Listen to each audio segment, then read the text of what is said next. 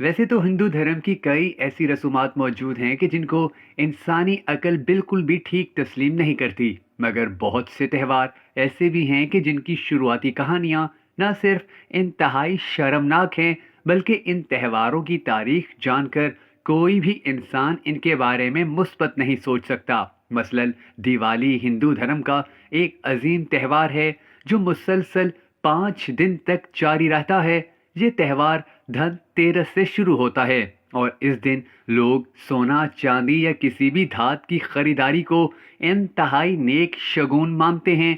दूसरा दिन नरक चतुर्दास, तीसरा दिन दिवाली, चौथा दिन गोवर्धन पूजा और पांचवा दिन भैया दूज यानी बहन भाई का मिलाप कहलाता है। दिवाली से जुड़ी और भी कई कहानियां तारीख में मौजूद हैं जिनसे शायद आज के आम हिंदू बिल्कुल भी वाकिफ नहीं हैं। मसलन कहा जाता है कि राजा कसोर नामी एक बादशाह था जो इंतहाई जालिम और हवस परस्त था।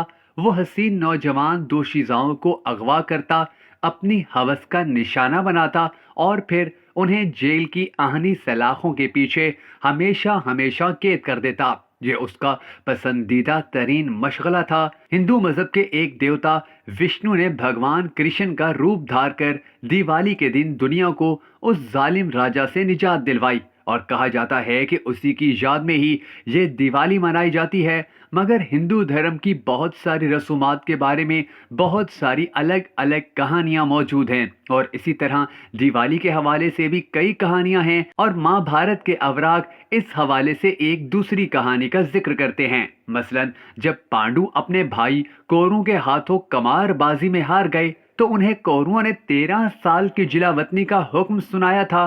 जिंदगी के 13 साल जंगलों की खाक छानने के बाद जब पांडु अपने वतन हस्तिनापुर यानी आज के दिल्ली पहुंचे तो लोगों ने उन्हें हाथों हाथ लिया।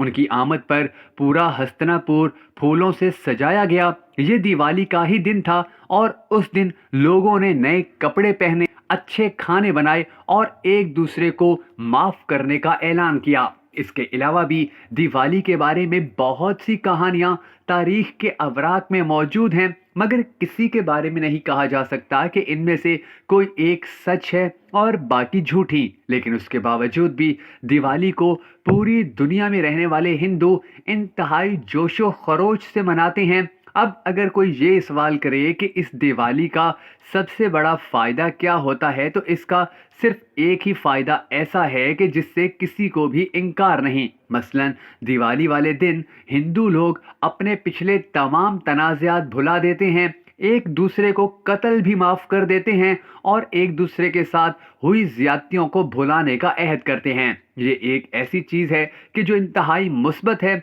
और सिर्फ ये एक ही फायदा आज तक दिवाली के हवाले से सामने आ सका है।